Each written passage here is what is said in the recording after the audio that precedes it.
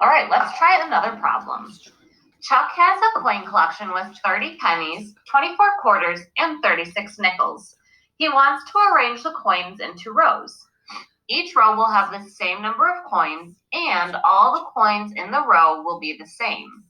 How many coins can he put in a row? So let's start by just taking our information that we're going to be using out of our problem. So I see that Chuck has 30 pennies. He's got 24 quarters and 36 nickels.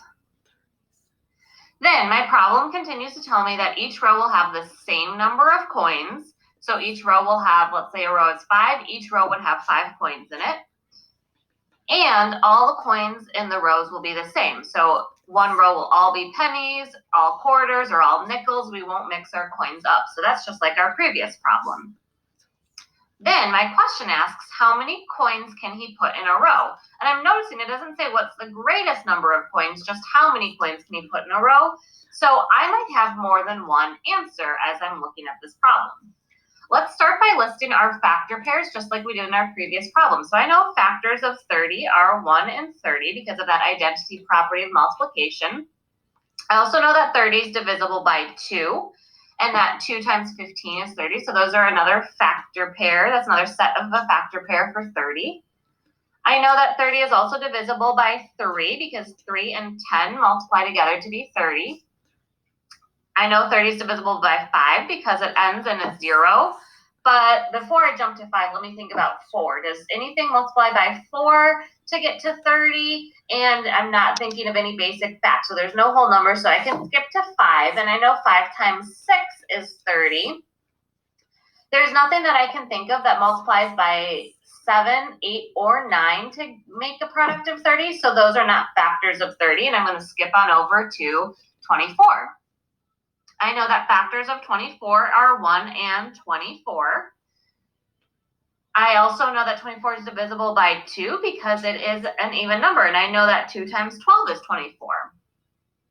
I know that another basic fact is 3 and 8, and 4 and 6. And there's not a factor, 5 is not a factor because this doesn't end in a 0 or a 5, and we're all set there. Let's move on to 36, our final number, 36 nickels. We know 1 and 36 are factors of 36. We also know that 2 and 13 are factors of 36. 3 and 12 are factors of 36. 4 and 9 and 6 times 6, but I only have to write that factor one time. 7 and 8 are not factors of 36 because there's no whole numbers that I can think of that are basic facts that multiply with those numbers to get to 36, to make a product of 36. And so I'm all finished here with my factors. Now what I'm going to do is I'm going to look across my numbers and I'm going to look to see where we are finding numbers that are the same. So I see that I could make rows that have 1 coin in a row. I could also see that all 3 types of coins have 2 in common. We have 3 in common across the board as well, but I don't see 4. I only see 4 for 24 and 36, but not for 30. So 4 would not be a factor that works for all of these numbers. But I'm not going to stop there. I'm going to keep going because I see that 6 is a factor that is in common between all 3 types of coins. And then as I move on, I don't see 10 in any of these other numbers. I don't see 15, I don't see 30, and so I don't see any more factors that match between all 3 numbers.